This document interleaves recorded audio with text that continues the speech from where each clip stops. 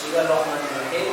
Assalamualaikum warahmatullahi wabarakatuh. Waalaikumsalam warahmatullahi wabarakatuh. Baik, sehat semua, sehat ya. Alhamdulillah. Kita ketemu kembali dengan pelajaran sejarah kebudayaan Islam. Tema kita masih sama dengan minggu yang lalu, yaitu perkembangan dakwah Rasulullah di Madinah. Subtemanya adalah kita akan mempelajari sebab-sebab terjadinya dakwah. Itu subtema kita pada kesempatan kali ini. Baik, sebelum belajar, terlebih dahulu seperti biasa kita berdoa. Silakan dipimpin oleh siapa aja ya. Berdoa, silakan berdoa. Sebelum mulai belajar, marilah kita berdoa bersama-sama. Berdoa mulai.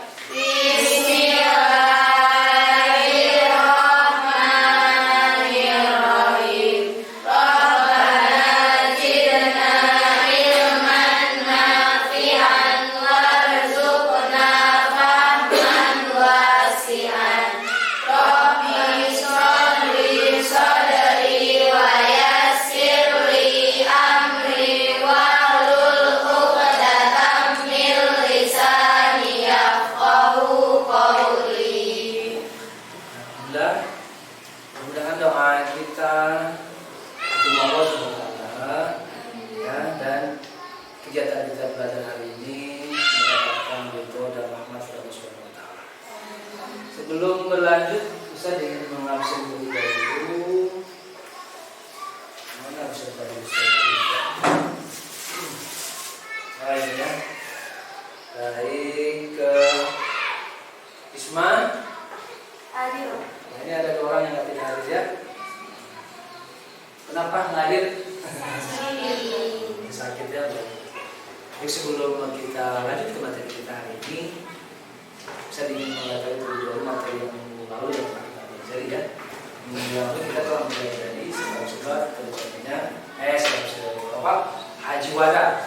Maaf, minggu lalu kita telah mempelajari tentang haji wada. Ada beberapa poin ya haji wada itu pengertian ya, pengertian haji wada, apalagi tujuan hikmah juga ya, apalagi apa?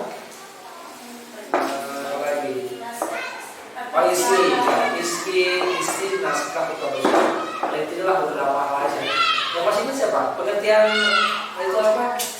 Haji wada apa? Nah, silakan. Siapa lihat silakan lihat.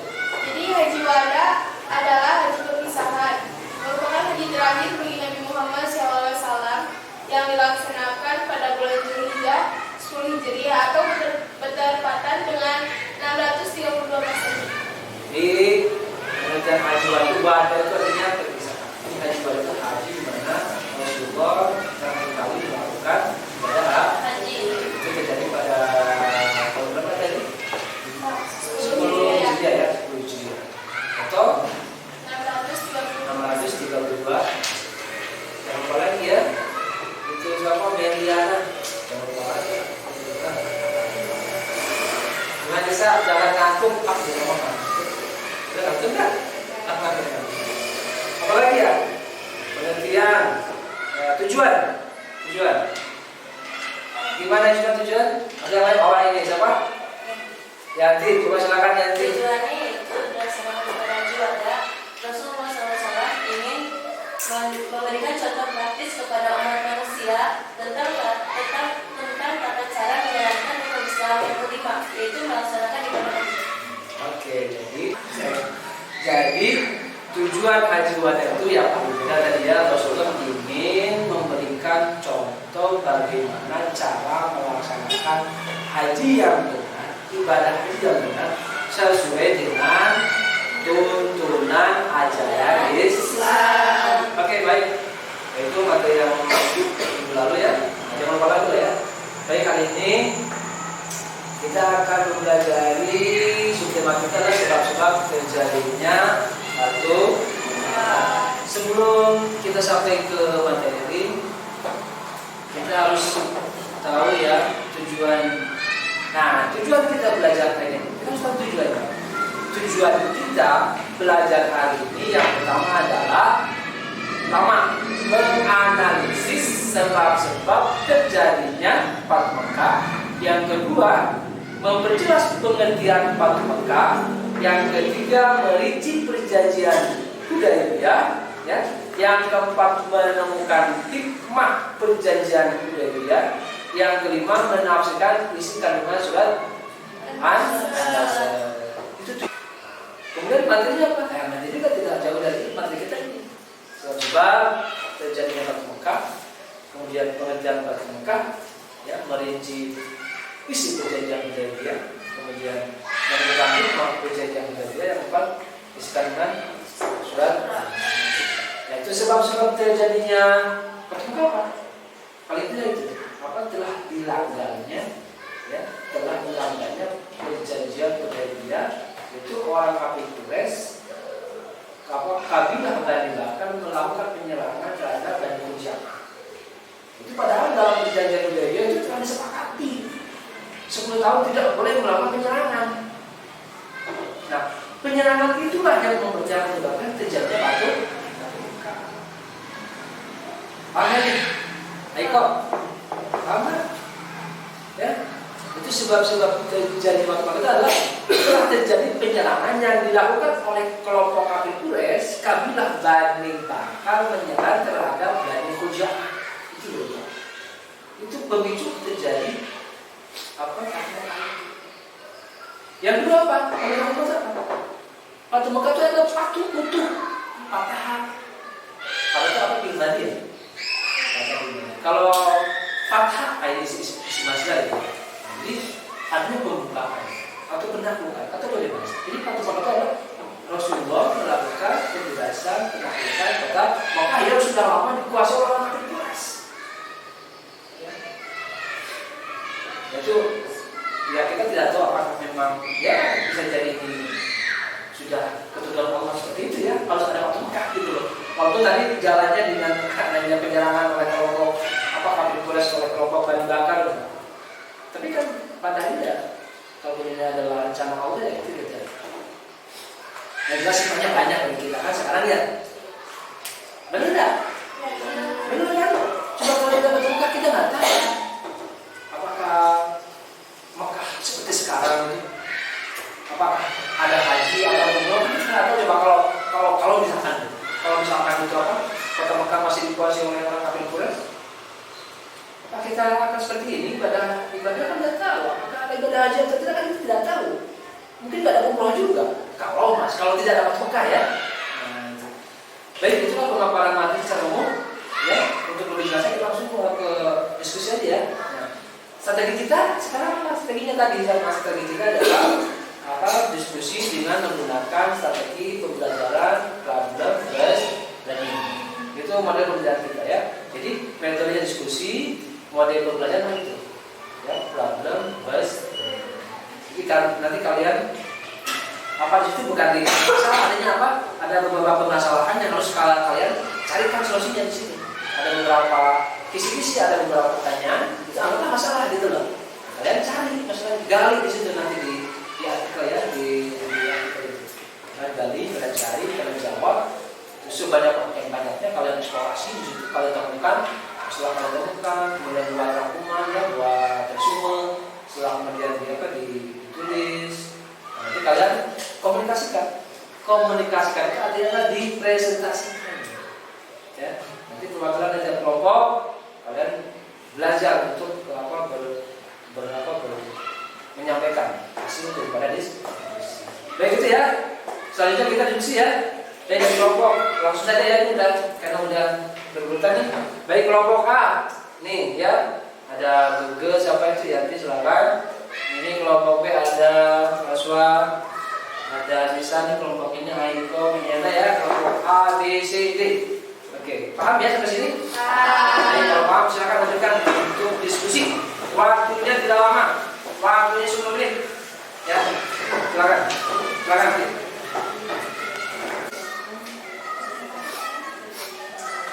Ada masalah tidak? Aisma, ayo siapa yang ini namanya? Ayo katakan dulu. Ayo itu siapa? Ayo katakan dulu.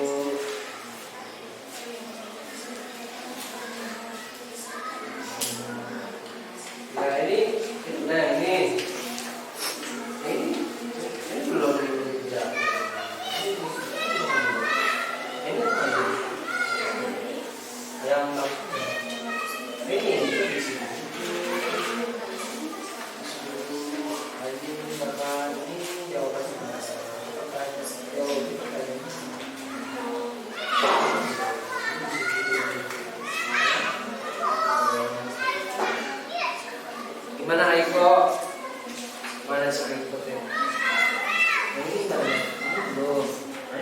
ya. Jadi apa? Di sini ya. Apa namanya? Artikelnya kepala ini jawabannya di situ ya. Ini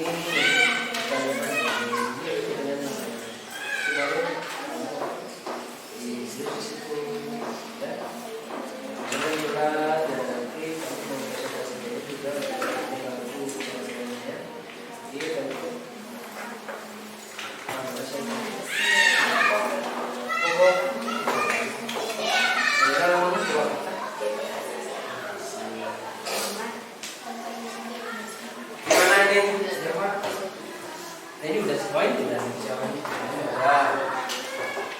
Oke, udah. Ya. Jadi sudah paham ya.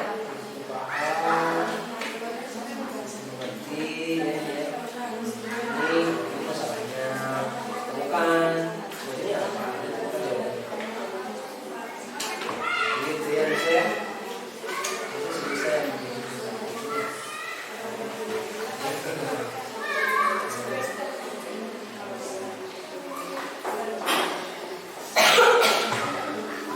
gimana?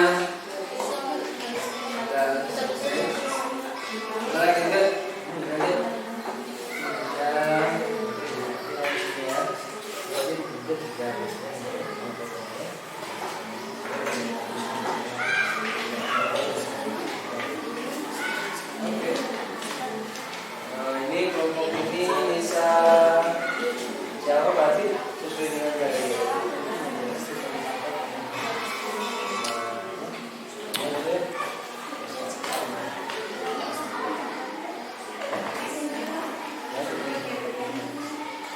Ya 5 menit lagi ya, selesai ya. 5 menit lagi, selesai 5 menit lagi. Ya. Terus kelompok ini, kelompok C. C.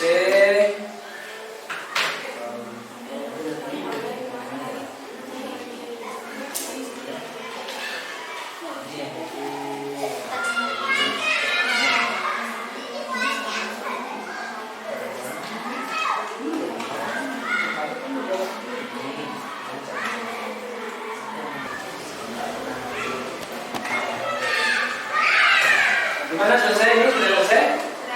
Baik, kalau sudah selesai berarti sekarang waktunya untuk melakukan penyampaian materi atau mengkomunikasikan atau mempresentasikan. Itu yang lainnya ya, bahasa kerennya itu mempresentasikan, menyampaikan hasil kalian diskusi ya. Baik ya.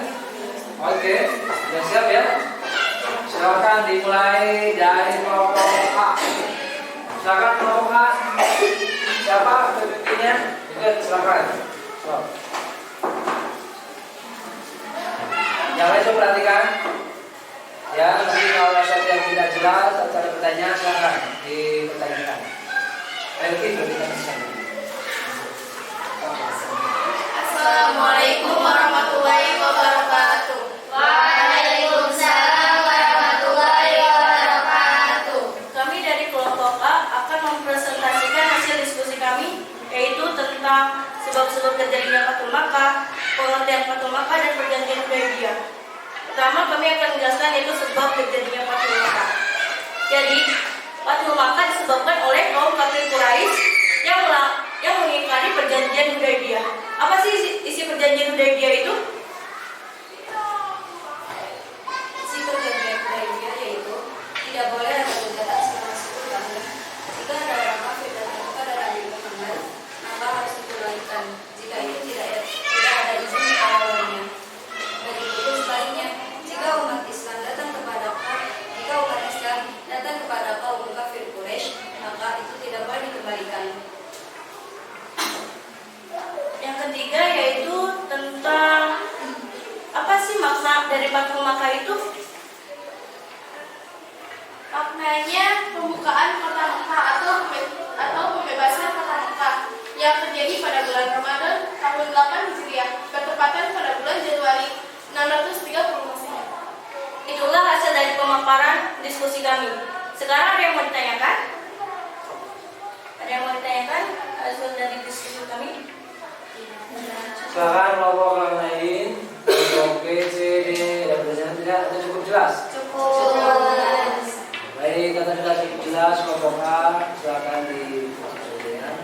Mungkin cukup sekian dari kelompok kami. Wassalamualaikum warahmatullahi wabarakatuh. Waalaikumsalam warahmatullahi wabarakatuh. Terima kasih untuk kelompok A. Selanjutnya kelompok B.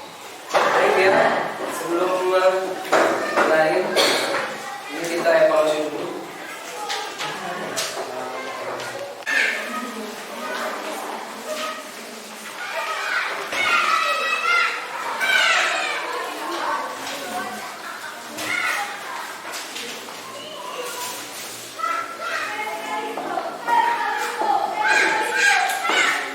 Sudah ya? Selesai? Sudah, bukan. Sini. Ini ya. Ini ya tadi.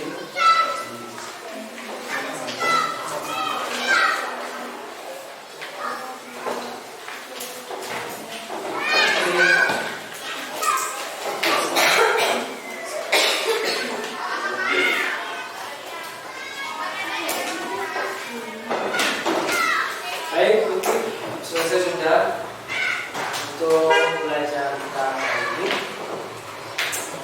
Terasa cukup melelahkan.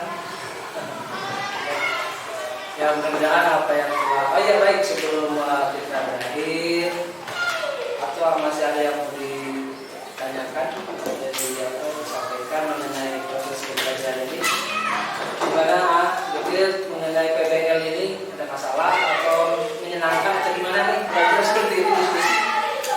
Gimana yang lain? Kemudian tidak ngantuk lah ya. Kemudian tidak ngantuk dengan model gaya seperti ini ya. Sebelum ditutup, ada yang menyimpulkan? Mungkin silakan Isma, Aiko, Naswa, silakan menyimpulkan di materi ini. Tadi dari apa tadi? Sebab-sebab dari Mekah, pengertian dari Mekah, kemudian isi perjanjian Hudaybiyah, kemudian hikmahnya hikmah Mekah, ya hikmah perjanjian Hudaybiyah, kemudian Iskandar surat Anas. Silakan. Ya, saya sedikit. Gimana silakan? Jadi sebabnya terjadinya Mekah karena kafir Quraisy mengingkari perjanjian Hudaybiyah. Dan isi perjanjian Hudaybiyah adalah tidak boleh ada guncangan. Tidak boleh melakukan penyerangan. Ya, selama 10 tahun. Dan jika ada orang kafir Quraisy datang ke Nabi Muhammad tanpa seizin walinya harus dikembalikan. Sedangkan jika ada kaum muslimin datang kepada kafir Quraisy tidak boleh dikembalikan. Beberapa isi perjanjian Hudaybiyah ya. Hikmahnya apa itu? Hikmahnya salah satunya adalah orang-orang lemah sudah mulai menunjukkan keimanannya dan pengakuan kaum Quraisy bahwa adanya kaum muslimin. Jadi mengakui ya kedudukan orang muslim itu yang harus dihormati dan dihargai keberadaannya. Ya. Yang terakhir apa tadi? Isi kandungan surat An-Nasr bahwa Allah akan selalu menolong menjanjikan akan menolong Nabi Muhammad dan umat Islam. Nanti ya, dijanji Allah akan datang memberikan pertolongan kepada Nabi Muhammad dan umat Islam. Baik, itulah ya materi kita, kesimpulan dan dapat kita sampaikan. Terima kasih semuanya telah bisa mengikuti pada hari ini. Mudah-mudahan bermanfaat ya, bermanfaat dan berjalan semua. Sebelum berakhir, mari kita tutup belajar kita dengan sama-sama berdoa membaca